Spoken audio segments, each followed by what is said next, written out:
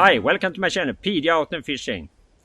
Today I will show you the gear I use when I go winter hiking and winter camping and spend one night in a tarp or a tent. My last video I was out with my family and we spent one night in a tent.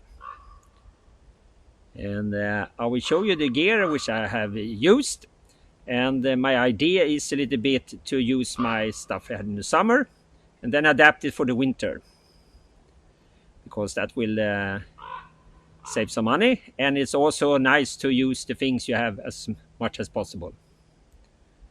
So to start with, I use my backpack, 65 liters.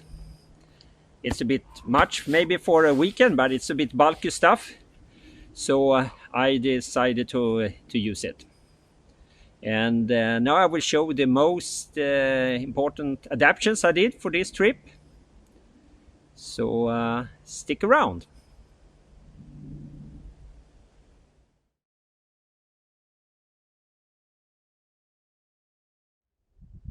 Now I will show you the most important equipment I used on my winter hike with tent camping. And I will show you some adaptation I made in order to make it more comfortable and more safe. First I will start with my sleeping system. This is my North Face Cat's Meow synthetic sleeping bag. It's 3-season and it works very good down to somewhere around 0 degrees, which is quite often the case when I go hiking in the summer in the Swedish mountains.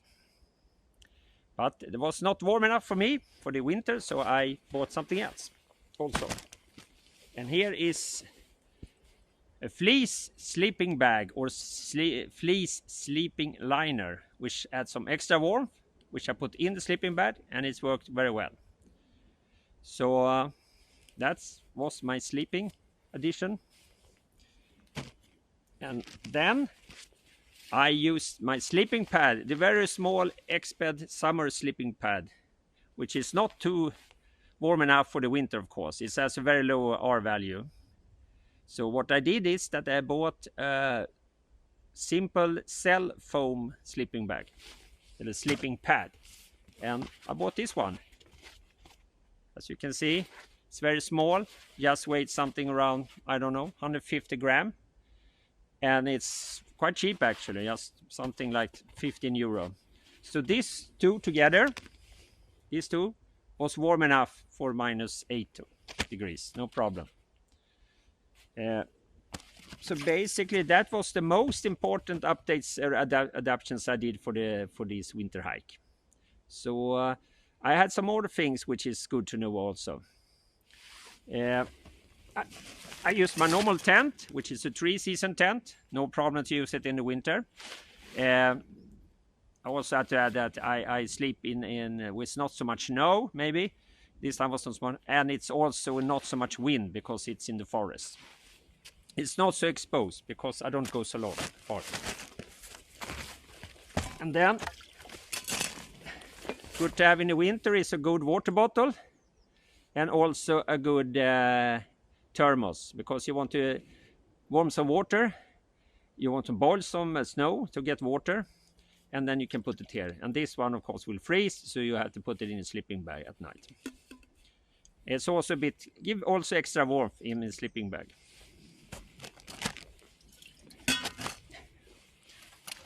And then cooking system is always important, so I did this one. I used my Fireball.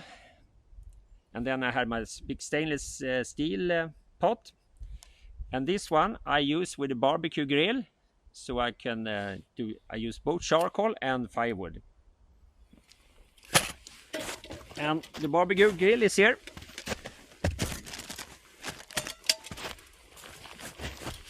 It's a very simple system. You put it up over the Fireball, and then you can put your pot, or maybe grill some sausages or hamburger, which we did. And what is good to know is, I mean, in the winter you spend a lot of time, it's dark and it's cold, you spend a lot of time around the campfire, and the night is longer, So it's very nice to have a fire, and that's not always possible to make a fire. And it could be difficult to get firewoods. So we brought both charcoal, which is very simple and very cheap, and also actually very light, to the most important, very light. And we also brought some firewood, but we collected also firewood because we were not in the nature reserve this time. And then I also have some things here. I have a foldable saw, which is great when you process wood. And also some good gloves to protect your hands from the fire, which is very good because it's warm, and those gloves will not make it. And also I can also recommend to have some very thin gloves like this. This is carpenter's gloves for electricians or fine work. And that is, they are not warm, but they give some warmth. But still I can operate the camera and the telephone with those gloves. And what is also important, I think at least, is to have a small lantern like this. It's very cozy to have it in the tent. You just hang it, or to put it next to the fire, so make it a bit brighter. And a flashlight, of course, is very important to have.